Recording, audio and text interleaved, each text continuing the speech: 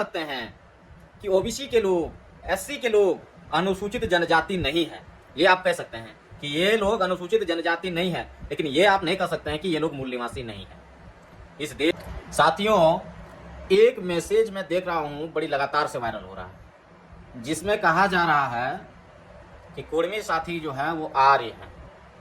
तो मैं उन सभी लोगों से मैं कहना चाहूँगा जो इस तरह के मैसेज को फैला रहे हैं, समाज में लड़वाने का जो काम कर रहे हैं, उन लोगों से मैं कहना चाहूँगा, आप जो कह रहे हैं कुर्मी का डीएनए आर्य है, आर्य का डीएनए है, तो आप किस अधिकार और किस रिपोर्ट के तहत इस चीज़ को कहे हैं, उसको भी आप लोग वायरल कीजिए। नहीं तो आप लोग झारखंड के लोगों को गुमराह क्यों करना चाह रहे हैं?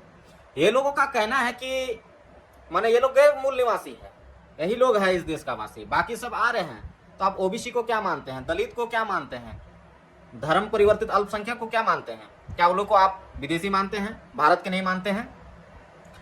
मैं ये वीडियो उनसे सवाल कर रहा हूं जो लोग इस तरह के मैसेज को फैला रहे हैं। आप बताइए, कुर्मी को आपने आर्य से जोड़ा तो आपके पास वो कौन सा रिपोर्ट है, आप उसको पब्लिश कीजिए, और नहीं तो समाज को गुमराह करना बंद कीजिए।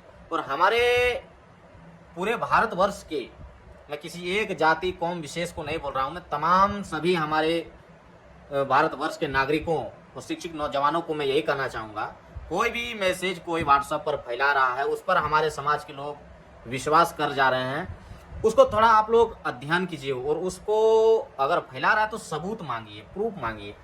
जिस तरह से ये लोग देश में माहौल बना रहे हैं, इस तरह से तो ये लोग माने ओबीसी से लड़वा देंगे, इसके बाद दलितों से लड़वा देंगे।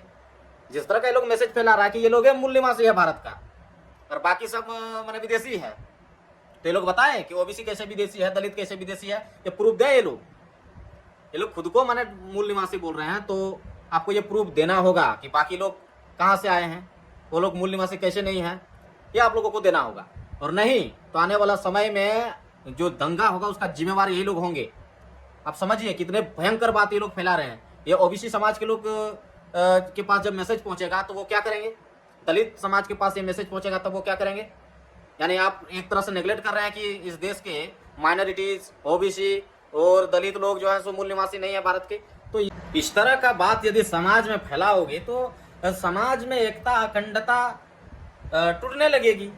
देखो भाई, मेरा आप लोगों से ये निवेदन था, आप ये कह सकते हैं कि ओबीसी के लोग, एससी के लोग अनुसूचित जनजाति नहीं है, ये आप कह सकते हैं कि ये लोग अनुसूचित जनजाति नहीं है, लेकिन ये आप नहीं कह सकते हैं कि ये लोग मूल निवासी नहीं है।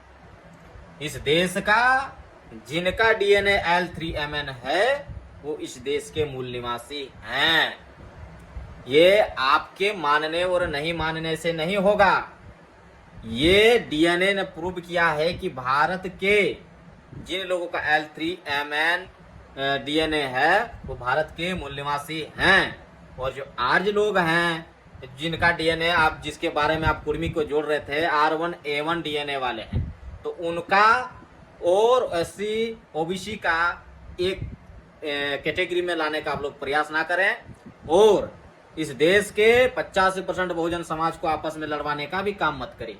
आप कुर्मी का विरोध कर रहे हैं वहां तक ठीक है, लेकिन आप इस बीच में पूरे बहुजन समाज को अगर घसीटिएगा तो ये अच्छा बात नहीं है। इसीलिए आप अपने को अनुसूचित जनजाति कहे, लेकिन बाकी को यह ना कहें कि आप मूल निवासी नहीं है।